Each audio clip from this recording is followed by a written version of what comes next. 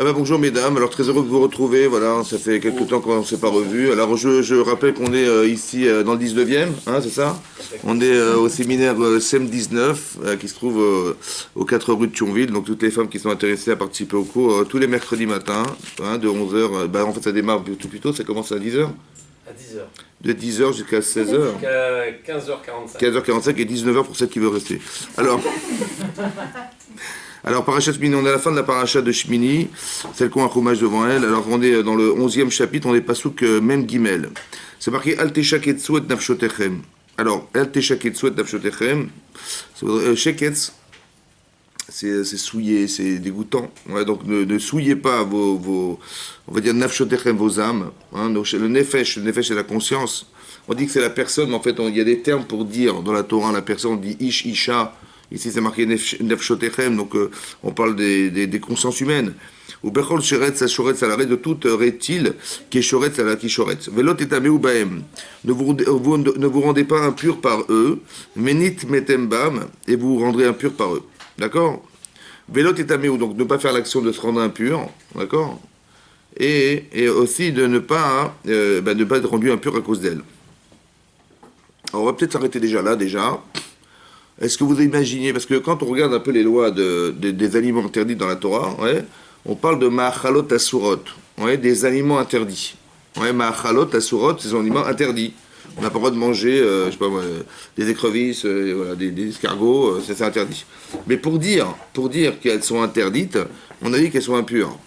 Ça vous choque pas, vous? Ouais. On dit behemat mea. Pour dire un animal qui n'est pas comestible, on dit un animal impur.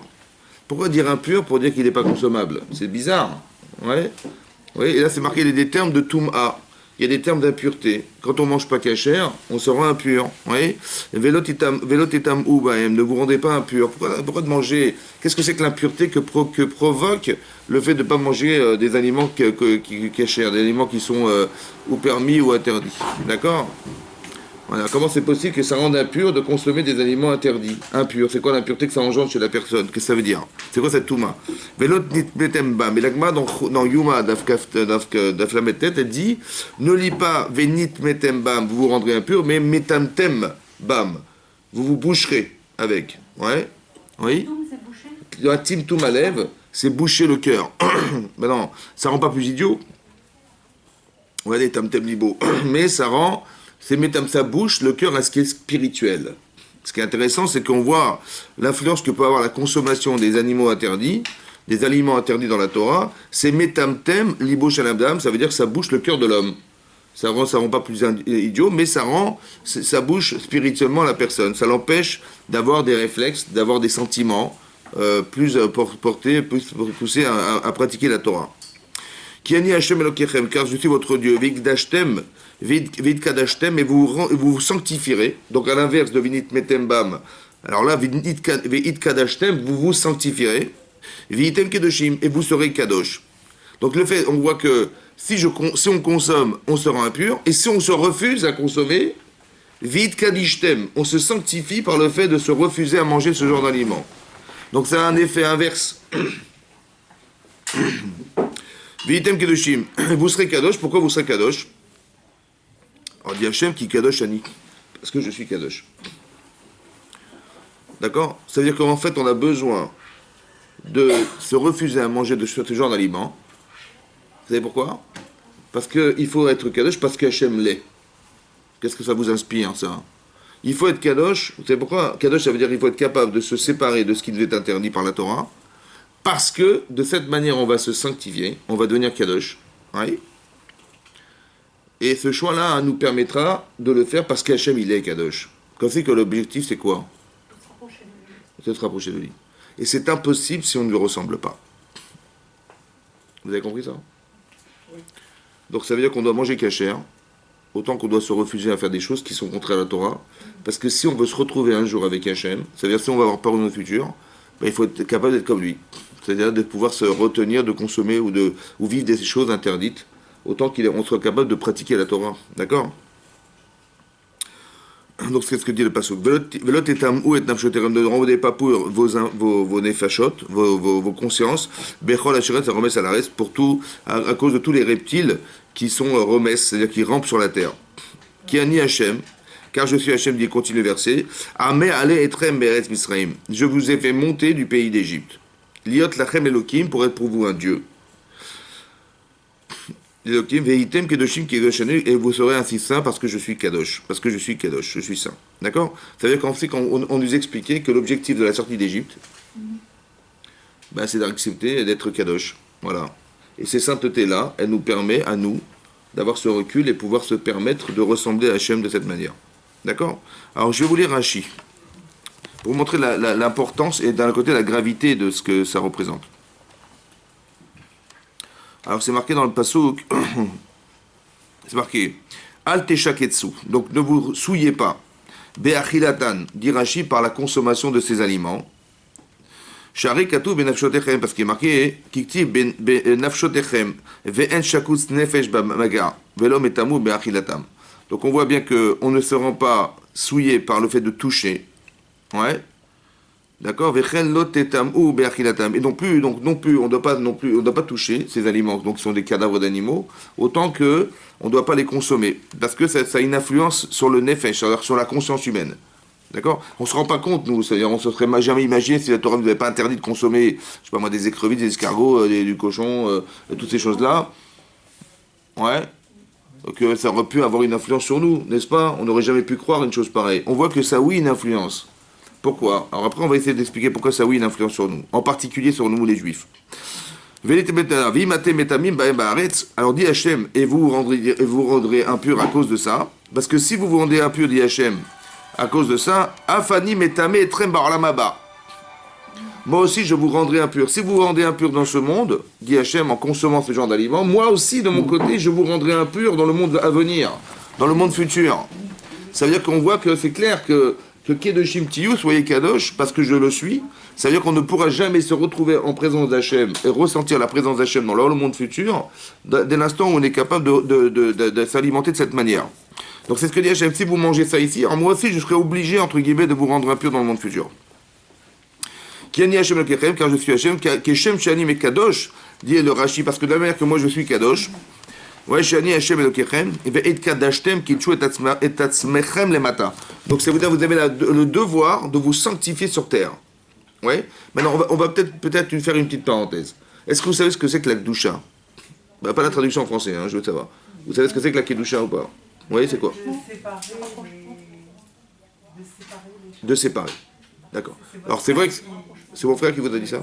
Il a eu raison. Alors c'est vrai que dans la parachute de Kedoshim, c'est marqué Kedoshim Tiyu ki Kadoshani. Kedoshim Tiyu ki Kadoshani. Soyez Kadosh parce que je le suis. Et Rachid expliquait là-bas, et vous Prushim, soyez séparés. Ouais, de deux éléments essentiels qui sont les Harayot, l'adultère, et qui sont les Avera. L'Avera, la faute. D'accord? Parce que c'est marqué là-bas, Rachid Rabben, que Bechol Makom, à chaque endroit qu'on a trouvé Makom Gdusha, ouais, à chaque endroit qu'on a trouvé Geder, une limite à la Avera, on a trouvé la Gdusha. Et on ramène des psukim. D'accord? Alors c'est intéressant d'y réfléchir. Ça veut dire quoi? À chaque fois qu'on a su mettre une limite à l'interdit, ouais, c'est là qu'on a trouvé de la Kedusha, de la sainteté. On devient Kadosh en respectant la limite, en fait, ou en ne dépassant pas la limite, ou en se séparant de la limite. Qu'est-ce que c'est que la limite? La limite, c'est la frontière, c'est l'interdiction. La Torah dit assour, c'est assour. D'accord? C'est assour de manger ça, c'est assour de faire ça, c'est assour de interdiction de faire une chose pareille. Donc je connais la limite, je la connais. Bon, qu'est-ce que je dois faire moi? Je dois m'en séparer. Mais comment je me sépare de ça? Comment je fais moi? Je recule en arrière, qu'est-ce qu'on fait? Hein? On s'éloigne. Non mais je vous explique là. Je passe devant une boucherie non cachée. Hein. Bon, je suis tenté d'y aller. J'y vais, qu'est-ce que je vais courir? Hein? On le fait pas. Comment? On le fait pas. Alors ça veut dire quoi? C'est quoi se séparer? Comment ça se traduit? La prichout, d'être parouche. On dit les orthodoxes sont des prouchim, des gens qui se séparent. Ouais. Mettre des barrières. Alors c'est quoi? Ça veut dire quoi? Comment ça se traduit dans le vécu quoi? Dans le vécu. Ouais. D'abord je pense que c'est mental. Je m'explique. Est-ce que vous savez pourquoi c'est interdit? Ben, la Torah nous dit c'est assourd de manger ça, c'est assourd de faire ça. On ne parle pas de loi irrationnelle, c'est assourd de voler. On n'a pas le droit de voler. D'accord? On n'a pas le droit de voler. Ben non. Pourquoi c'est interdit de voler? Parce qu'habituellement, Parce qu'on porte préjudice à l'autre. Voilà. D'accord. Vous avez trouvé une limite. Après. Je vous dis qu'un truc. Plus vous saurez m'expliquer pourquoi c'est interdit, plus vous serez éloigné. et moins vous aurez d'explications, plus vous serez proche de la Vera. C'est clarinette ou pas? Flûte alors. D'accord? Ça veut dire comme ça. Vous avez compris ça? C'est ça la Kedusha. La Kedusha, c'est la capacité d'extraction. C'est-à-dire, je connais la limite de l'interdit. Mais alors, si je sais m'expliquer pourquoi, intellectuellement, je ne peux pas voler, parce que si on vole, vous imaginez, je sors dans la rue, on me vole, attendez, il n'y a plus de vie. D'accord? Socialement, c'est pas viable.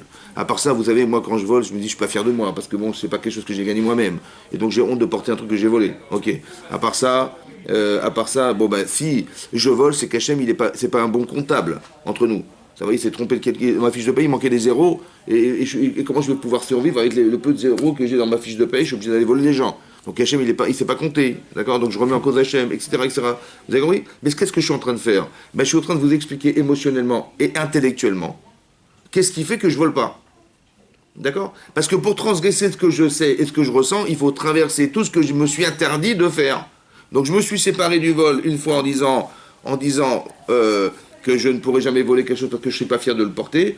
Le préjudice que je porte à l'autre non plus, donc je me recule encore un peu. Après, Hachem, il ne s'est pas compté, je recule encore un petit peu, etc., etc. Vous avez compris ce que je fais? C'est ça d'être parouche.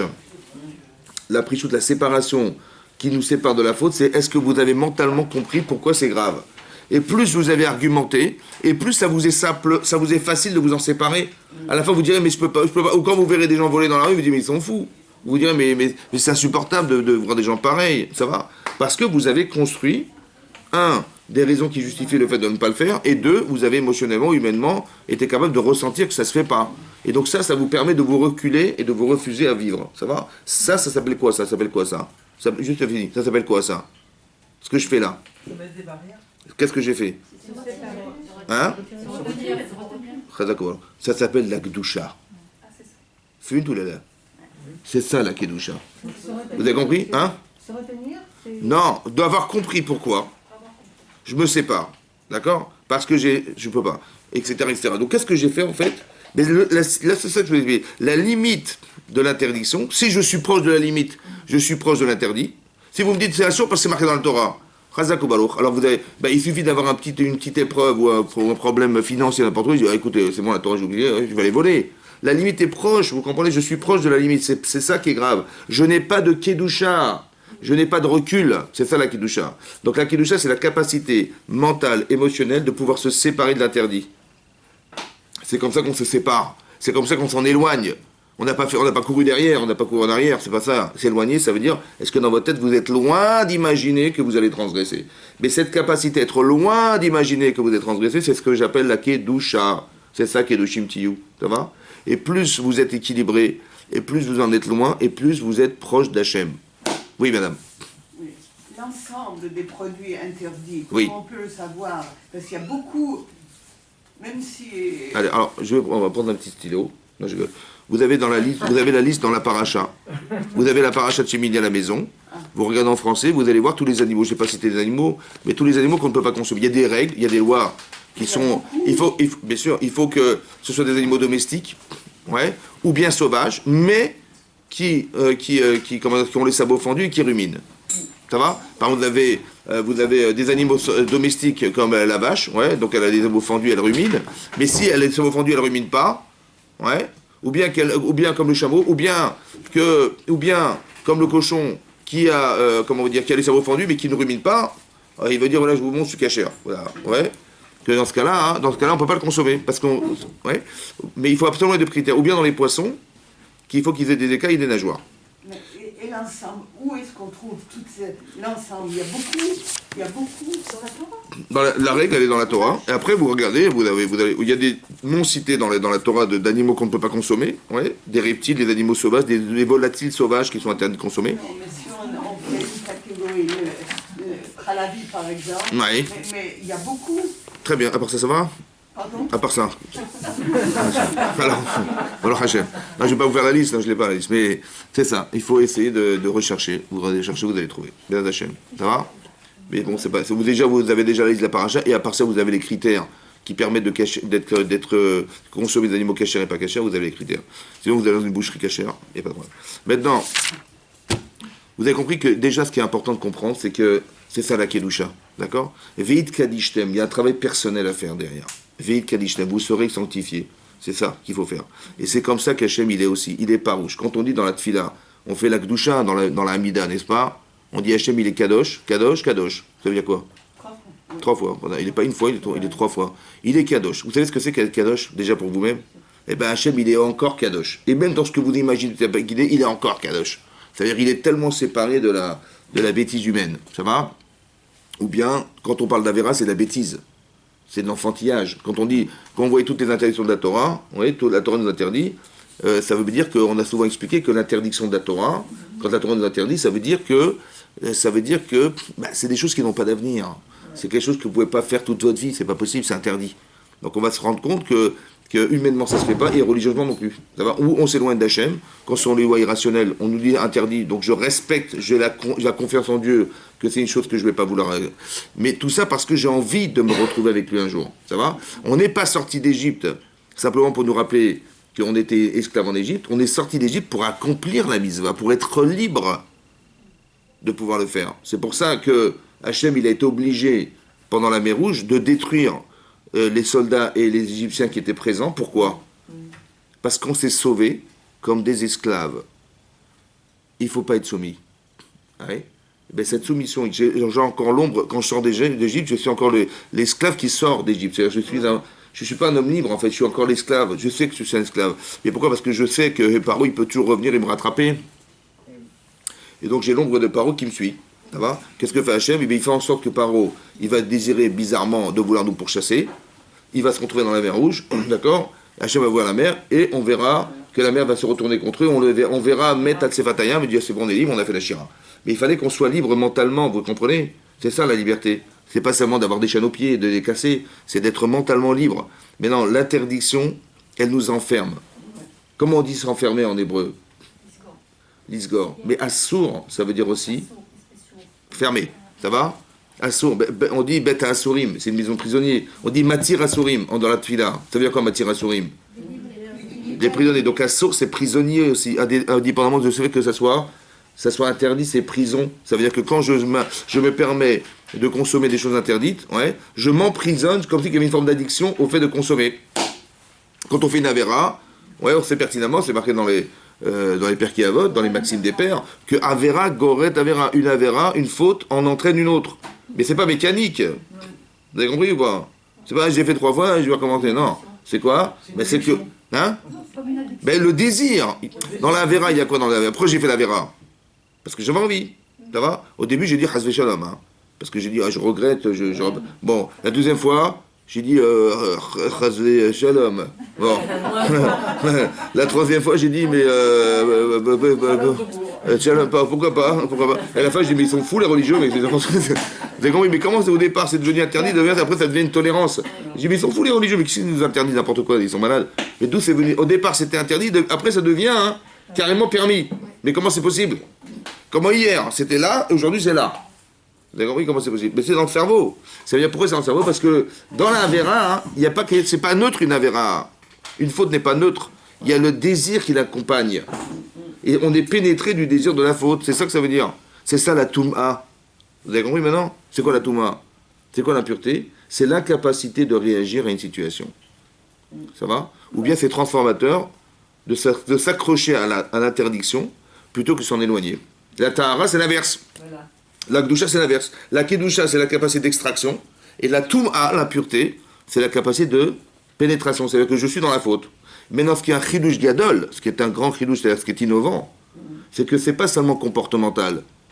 Moi, au début, je pensais que les avérotes, la Torah nous interdit de faire des choses, mais on sait que si on les pratique, ces choses-là interdites, on devient addict à la chose. C'est vrai. Mais dans ce que je mange, j'aurais pensé qu'il y a une addiction à la nourriture. Là, c'est marqué oui. Ça veut dire que on devient ce qu'on consomme. Comme ça dit le Even Ezra, et comme ça dit le Ramban. Oui, que quand on mange des shkatim, des serpents et des machins, ouais, excusez-moi de vous dégoûter, vous pouvez vomir, c'est pas... Eh bien, ça nous rend des serpents. Ça va? On devient cruel. Quand vous voyez des gens, des Asiatiques qui mangent du poisson, je ne vais pas vous dégoûter de la vie, mais c'est malheureux, mais c'est une cruauté. Vous avez compris? Voilà. En vérité, c'est intéressant parce que l'animal de nature est cruel. Il n'y a pas d'empathie chez les animaux. Ils disent pas, la pauvre, la brebis, la pauvre, je sais pas moi. Le lion, il vient, il est, moi, je sais pas. Hein? D'accord? Il n'y a pas de La nature, elle est comme ça, rigide. Vous avez compris? Quand on dit Bereshit bara Elohim et Hashem et Haaretz, Elohim, c'est le Dieu de rigueur. Mais qui c'est le Dieu de rigueur? Celui qui crée la nature. Donc c'est rigoureusement comme ça.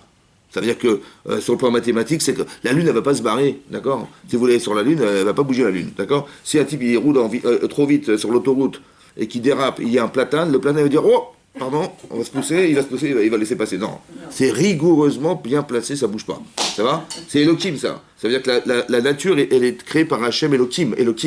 Ça veut dire que c'est d'une rigueur absolue, d'accord? Mais c'est aussi dans une rigueur absolue, c'est la loi du plus fort, c'est comme ça. Mais l'être humain, il n'a pas été créé comme ça. Il a été créé avec une neshama. Donc cette neshama, elle influe sur nous.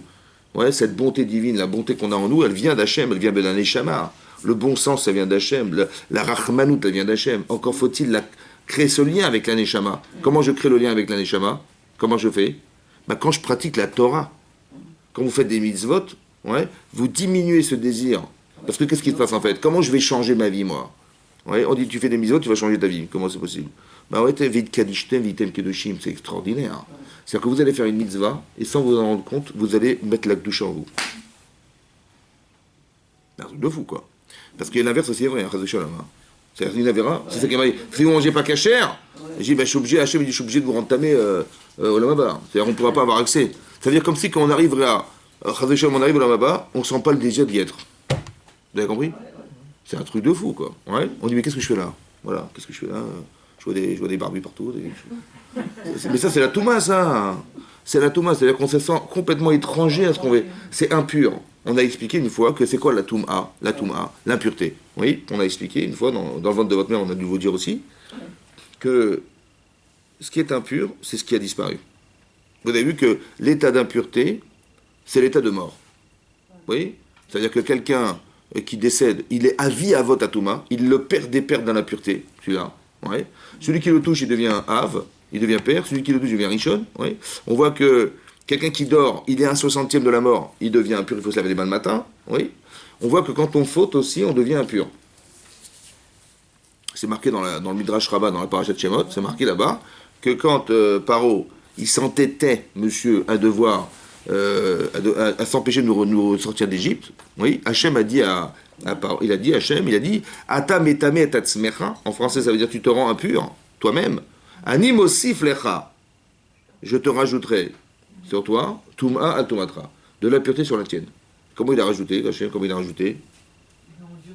Mais comment il a rajouté?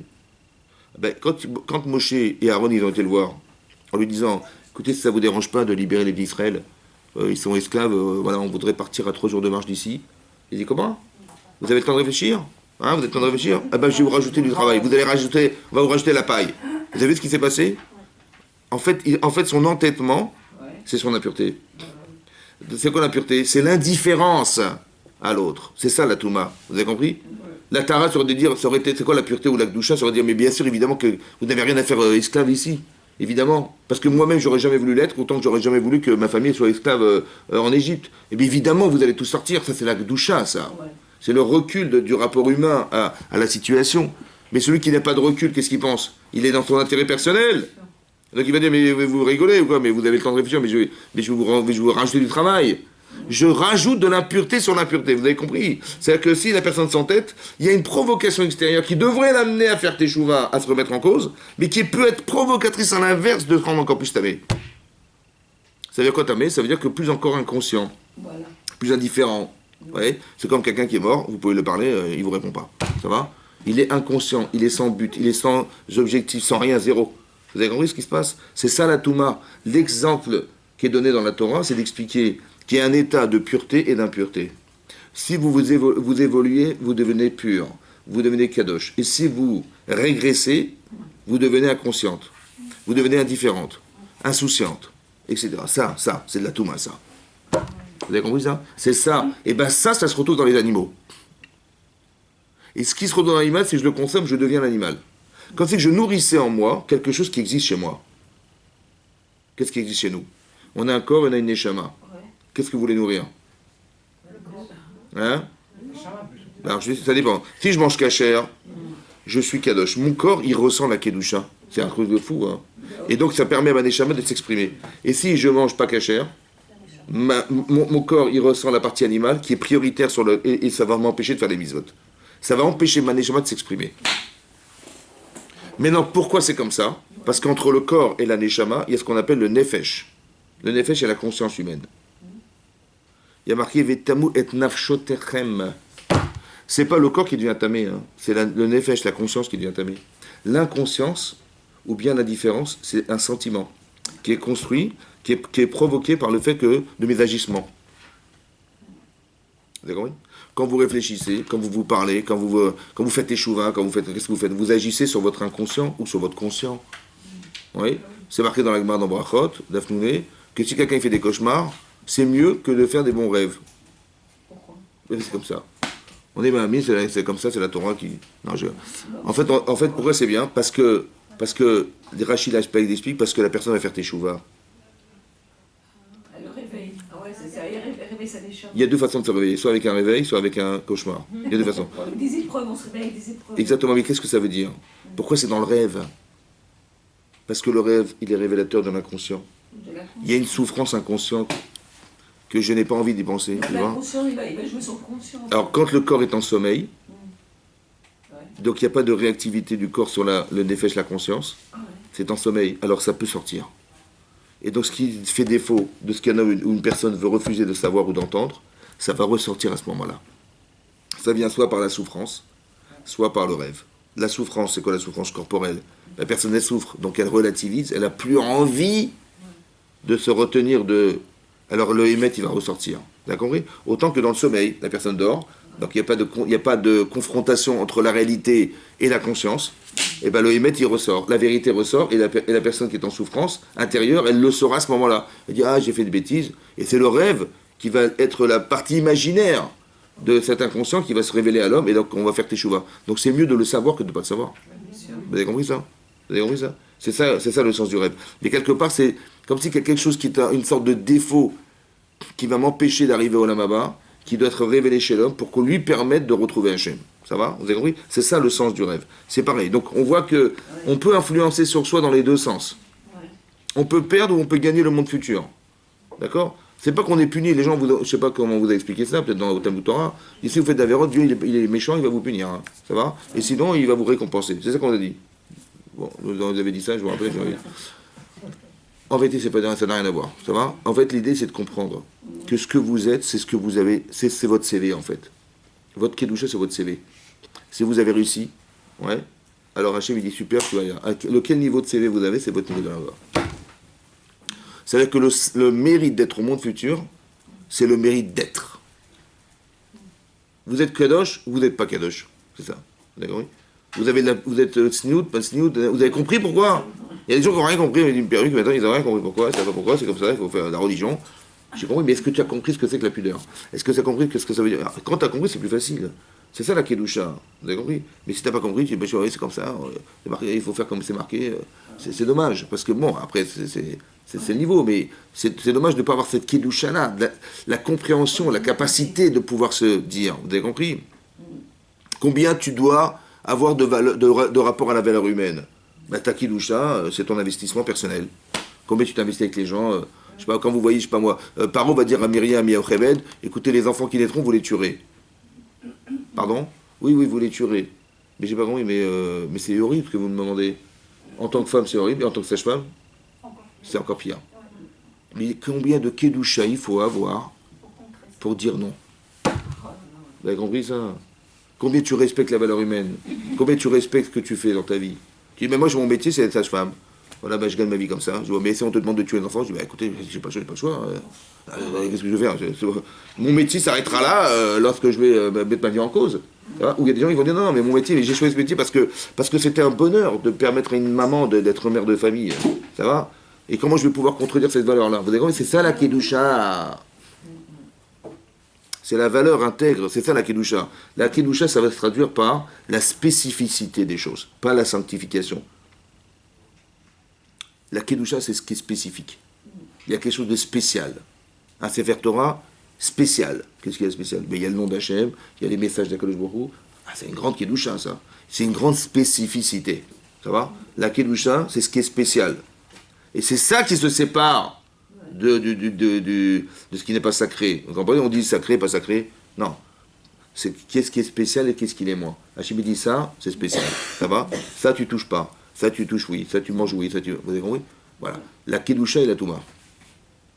La Kedusha, c'est la spécificité. Quand vous étiez sous la roupa, votre mari vous a dit, Ariat, m'écoute, déchetli. Ariat, tu m'es sanctifié. Tu deviens ma bonne sœur. Ben oui, ça veut dire comme m'écoute, déchetli. Tu deviens sainte.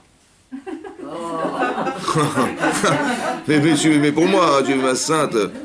Hein, et on vous a mis une auréole pour vous être sûr que vous étiez. C'est quoi Ariat, m'écoute, déchetli? Quoi, m'écoute, déchetli? Mais consacré, c'est Mezoumenet. Mais Mekou Déchet. Alors on traduit, ça veut dire Mezoumenet. On traduit. Mais ça veut dire quoi Mekou Déchet? Tu m'es réservé. Mais j'ai compris. Mais ça, en hébreu, réservé, il y a un mot en hébreu pour le dire ça. Mais pourquoi pour dire Mezoumenet, qui veut dire réservé, on a dit Mekou Déchet? Kadosh. Kadosh. Hein? La Kedusha. Tu mets Mekou Déchet, c'est une forme passive. Tu mets sanctifié. Ça va? Vous avez compris ou pas? Non, vous n'avez pas compris. C'est quoi la Kedusha? On a expliqué la Kedusha, c'est là. C'est ce qui justifie là. On dit, mais maintenant que je peux t'épouser, tu m'écoutais, tu ne peux plus te marier avec personne d'autre. C'est ça qu'on explique, la Kedusha. Oui. On dit, maintenant que tu es. C'est comme si j'avais sacrifié, j'avais réservé cet animal pour le Beth Amikdash, pour le sacrifier. Il est Kadosh Lachem, c'est terminé, personne ne peut y toucher. Et on n'a pas le droit d'en profiter, d'avoir un usage quelconque. Ça va? Donc, la Kedusha, c'est la séparation. Non, la Kedusha, c'est ce que j'ai fait de lui. Qui maintenant le sépare des autres animaux. Ça va? Maintenant, quand votre mari vous a dit « je tuais mes coups d'échelle », ça veut dire quoi dorénavant? Tu es spécial. Ah ben oui. Parce que pourquoi vous avez épousé? Il y avait d'autres femmes, hein? Ben oui. Donc il a dit « toi tu es spécial. Tu es mes coups d'échelle. Je peux t'expliquer la distance qui existe entre ce que je pensais des autres et toi. Voilà, parce que tu es spécial, tu es différente. C'est pour ça que je t'ai expliqué. Aréat mes coups d'échelle. Vous avez compris? Voilà. Il y avait les autres et il y avait toi. Mais qu'est-ce qui a fait la différence? Ben c'est ça et ça qui justifie la différence. C'est cette distance-là que j'ai créée entre les autres et toi qui a fait que je t'ai épousé, non? Non? Mais c'est ça la Kedusha. C'est ta spécificité. Je peux t'expliquer pourquoi je t'ai épousé. Ça va? Mais par contre, si je ne peux pas l'expliquer, catastrophe. Ben oui, parce que j'ai pas de respect. Ben si je dis, ben, je t'ai épousé parce que ton père, il avait de l'argent. Ah là là, quel... Elle n'a pas beaucoup de Kedusha, ça va? Ou quand je t'ai épousé, tu passais par la porte, aujourd'hui tu ne peux plus passer par la porte. Ah, c'est encore pire. D'accord? Donc c'est ça le problème. Donc la Kedusha, vous avez compris? Mais c'est ça le problème. Vous avez compris la distance, la distance. Ça veut dire que je sais que tu as des valeurs. Je ne t'épouse pas pour ce que tu as, mais pour ce que tu es. Et pas que tu es, hein. Que tu es. Ça va? Donc ça veut dire qu'il y a une distance qu'on doit créer, mais c'est réfléchir. On n'épouse pas pour rien. D'accord? Je sais pourquoi je peux le justifier. Et si je ne peux pas le justifier, ben, j'ai du mal à respecter ce que je ne peux pas justifier. Donc le respect, il vient de la Kedusha, mais la Kedusha, c'est quoi? C'est la capacité d'expliquer pourquoi tu es différente des autres femmes. C'est tout simplement ça. Ouais. D'accord? Et c'est relatif à chacun. C'est ça la Kedusha. Vous avez compris? Donc on se rend Kadosh. Parce qu'Hachem, il est Kadosh, Kadosh, Kadosh. Donc si on veut essayer de retrouver Hachem, il faut qu'on soit Kadosh. Mais la Kedusha, c'est pas d'être ni Baba Salé, ni Baba Igo, ni Baba... C'est pas ça la Kedusha. C'est vrai que c'est exceptionnel. Mais la capacité d'abstraction... Quelqu'un capable de jeûner pendant 40 ans, oh, il a une Kedusha. C'est quoi la Kedusha? Il a compris des choses, il s'est tellement éloigné de la Avera qu'il a trouvé des moyens qu'on ne peut même pas imaginer. Ça va? Quand Rabbi Shimon Bar Yochai, il part, il se sauve, parce qu'il est condamné à mort par César, il se sauve, sans bagage, sans nourriture, sans rien du tout. Il part comme ça. Mais il est sûr et certain qu'Hachem il va l'aider, il n'y a pas de problème. Ça va? Bon, la Emouna, mais ce recul, moi je dis, mais attends, mais prends des valises. Ouais, il prend à manger. Tu vas où? Je ne sais pas. Mais prends quelque chose à manger, il ne prend rien. Et Hachem, il est obligé de lui faire des miracles. Bah oui. Pourquoi? Parce qu'il a une telle confiance en lui, qu'il dit, mais il est tellement avec Hachem, qu'Hachem, il lui fait une source d'eau, il a encore, oui, direct. Mais c'est quoi ça? C'est la capacité d'accepter Hachem. C'est ce qu'on appelle le bitachon d'Aïmouna, mais il faut l'accepter, ça. C'est ça, la Kedusha.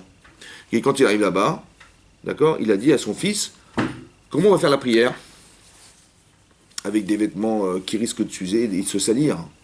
Bon, ça se fait ou pas de prier avec des vêtements sales devant? Ils étaient dans une grotte, donc ils allaient forcément se salir. Oui ou non? On peut prier avec des vêtements sales? Bon, qu'est-ce que vous auriez dit, vous? Mais attendez, on n'a pas le choix, qu'est-ce qu'on va faire? Ouais, on n'a pas le choix, donc ben, on fait ce qu'on peut. Mais que rien, d'accord? Qu'est-ce qu'il a dit, lui? on va les enlever, on va s'enterrer dans la terre. Quel est le problème Fais du lait. Pourquoi Pour ne pas envisager de faire la prière avec des vêtements sales devant Hachem. Il a trouvé une solution extraordinaire quand même. Hein. Ouais, pas mal, moi j'aurais pas imaginé. Moi. Mais c'est quoi la solution? Mais c'est de la Kedusha, ça, vous avez compris ou pas? Ça veut dire qu'il a tellement, un rapport de respect avec Hachem, de ne pas prier avec des vêtements sales, qu'il a compris émotionnellement, c'est ce qu'on appelle l'intelligence émotionnelle. Il a dit, mais j'ai trouvé la solution, on va s'enterrer. Évidemment, c'est la meilleure solution. Et on va étudier la Torah dans la terre. Qu'est-ce que t'en penses? Vous avez compris ça? C'est quoi ça? Ben, c'est la Kedusha, mesdames. Eh oui. Parce que nous on traduit la sainteté, mais c'est pas de la sainteté. Je sais pas comment ça se traduirait, mais la Kedusha, c'est le cadeau, ça veut dire d'être capable d'avoir ce recul, du respect des valeurs. Et plus je respecte les choses, autant que je me refuse parce que je sais que je vais me perdre. Bon, si quelqu'un il a fait d'avéro dans sa vie, est-ce que c'est facile de se débarrasser de l'émotion que peut apporter la Avera? Non, c'est difficile. Des fois, ça prend combien de temps? Il y a des gens qui font teshuva pendant 30 ans, parce qu'on est Averot. Hein. Toute la vie. Qu'est-ce que vous préférez? Faire teshuva tous les kippours pendant 30 ans ou de vous refuser à faire une Avera? Mais quand vous savez ça, déjà, ça suffit pour ne pas la faire. D'accord? Je vais me casser la tête, à me débarrasser, j'ai la souffrance que ça me reprovoque, j'ai des provocations, j'ai des tentations, des machins. Mais pourquoi tu rentres là-dedans? Ça va? Donc prends ce recul, c'est ça la Kedusha. Sois kadosh, sois intelligent, comprends l'humain, comment ça fonctionne. Si tu sais qu'une avéra entraîne une autre, c'est-à-dire que le désir entraîne un désir et ça s'accumule, et la tout mal se multiplie, ça rajoute, l'inconscient. Pourquoi tu rentres là-dedans? C'est bête ou quoi? Alors prends ce recul, dis non, je préfère me refuser. Ça va? Et quand je me refuse, je sais ce que je gagne. Je gagne deux choses. Un et deux. Deux choses. Ouais? Un, que je ne me suis pas rendu insensible et que je peux être en contact avec Hachem. J'ai pas honte de dire à Hachem, Baruch Ata Hachem. Parce que comment tu peux lui parler si tu fais n'importe quoi? Ça va? Tu dis, mais on fait du cinéma ici. Je dis, non, on ne fait pas de cinéma. Donc si tu fais pas de cinéma, si tu es honnête avec toi-même, si tu es entier avec toi-même, tu ne peux pas à la fois faire d'Avera, après tu demandes à Hachem, je t'en prie, ça ne te dérange pas. Tu trahis Hachem, après tu dis d'un côté, je t'en prie, j'ai besoin de partage. C'est ça la Kedusha. Il faut être cohérente dans sa vie. On vit un judaïsme cohérent. Ça veut dire que tu ne peux pas à la fois demander de l'aide d'Hachem, ouais, à l'infini, et après trahir Hachem comme tu as envie. Je dis, ouais, mais des fois c'est vrai que c'est dur. Alors je ne dis pas le contraire, des fois c'est vrai. Mais je veux dire, on ne peut pas vivre dans cet esprit-là de croire qu'on peut vivre de façon contradictoire, de façon permanente. Il faut que tu sois cohérente. Alors la logique, c'est la Kedusha. Ça se vit soit de façon comportementale, soit ça se vit de façon, même dans ce que tu manges. C'est pour ça qu'il faut faire être exigeant sur la cache-route. D'accord? Parce que qu'est-ce que tu manges? Sache que ce que tu manges là, s'il y a des graisses animales, machin, tu vas te rentamer à cause des gens qui savent pas vérifier ce qu'ils vendent. Ça va? De la même manière que on fait attention à ne pas consommer des pesticides, ouais, de ne pas se polluer la vie, ça va? On fait attention à ça. Physiquement, c'est vrai ou pas? Peut-être que c'est vrai physiquement parce que c'est vrai mentalement, spirituellement. Peut-être que la pollution du monde aujourd'hui, c'est quoi? Mais c'est la pollution mentale. Non? Je sais pas moi, on nous pollue la vie, ça va? Sur le plan sanitaire, sur le plan alimentaire, ouais, on nous fout des pesticides partout qui amènent des cancers, des trucs comme ça. Pourquoi? Parce que les gens qui les commercialisent, ces fruits-là, il faut bien qu'ils les vendent. Et s'il y a des petits tolarim, des petits vers de terre qui les mangent, et au niveau de la production, ça va pas. Donc on va mettre des pesticides. Là-bas qui vont nous polluer la vie, qui vont les manger, les gens vont avoir des maladies. Et qu'est-ce que tu préfères, quoi? Travailler des maladies ou manger un peu, ou un peu éliminer, ou de la pollution? On va faire de la production mondiale, donc on va créer des usines qui polluent la terre. Mais ceux qui les produisent, qui produisent ça, ils vont gagner de l'argent, hein, au détriment de ceux qui vont vivre demain, après eux. C'est quoi ça? C'est quoi? Vous savez ce que c'est ça? C'est de la touma. La touma, c'est l'inconscience. L'intérêt étant très fort, ouais. Mais en vérité, c'est une avéra. Pourquoi? Parce que c'est vrai que je vais gagner de l'argent, mais au détriment de quoi? De tuer des gens, c'est horrible. C'est quand tu mets de l'argent d'un côté, tu mets la vie des gens, tu as choisi l'argent. C'est pas comme Paro. Paro, il a des gens qui travaillent pour lui de façon gratuite, des millions de personnes, et que s'il les lâche, il va devoir salarier des gens pour pouvoir faire que ce travail soit fait, et ça va faire des trous dans les caisses de l'État. Il dit, mais vous avez le temps de réfléchir, vous savez pourquoi je vais vous rajouter du travail? Je préfère vous garder esclave, et je vous paye pas, que vous permettre d'être libre et de trouver et de payer des gens pour les salariés. Vous avez compris ou pas? Tu mets la vie liberté contre l'argent, toi? Hein? Tu mets ça? Tu mets la liberté contre l'argent. C'est l'argent, c'est plus important. Nous, on dit, que quand quelqu'un est prisonnier, est pris en captivité, on paye pour le libérer. Mais non, tu ne payes pas pour rendre esclave, toi, Hazé Shalom. T'as compris ou pas? Mais c'est quoi ça? C'est la Touma. C'est quoi la Touma? Tamé, ça veut dire qu'il est inconscient. Inconscient, ça veut dire qu'il est loin de la Kedusha, c'est la capacité d'être clair dans les choses. Mais pour être clair, il faut des notions. Il faut des notions de liberté, il faut des notions de respect humain, il faut des notions. C'est ça la Kedusha, vous avez compris? Quand tu aimeras ton prochain comme toi-même, etc., ce sont des notions qu'on doit introduire. Pas seulement les dire comme ça en l'air. Il faut les vivre, il faut les comprendre. Ouais. Quand on nous dit que le Beth Amikdash était détruit à cause de quoi? La haine gratuite. Bon, est-ce que vous saviez que quand vous disputiez avec des gens, ça détruisait les bâtiments? Moi non plus. La Kedusha s'en va lorsqu'il n'y a plus de rapport humain. Vous avez compris ça? C'est un truc de malade. Pourquoi c'est comme ça? Ben, c'est logique, pourquoi? Parce que si on ne s'entend pas, alors on doit mettre un appareil auditif. Non. Si on ne s'entend pas, qu'est-ce qu'on doit faire? Si on ne s'entend pas, ben, est-ce qu'on est solidaire? Si on n'est pas solidaire, donc il y a un peuple juif? Il y a des juifs, mais est-ce qu'il y a un peuple juif? Et s'il n'y a pas de peuple juif, alors ben, Dieu, il est Dieu de quoi? Ben, Dieu de rien. Donc à quoi il sert le Beth Amikdash? Il sert à... Ben, c'est pour ça qu'il se détruit. C'est logique ou pas? Donc si on n'est pas... Il est marqué dans le texte, c'est marqué, on a reçu la Torah parce que Vaïchan Israël Negedar. Il a campé Israël face à la montagne. C'est marqué au singulier.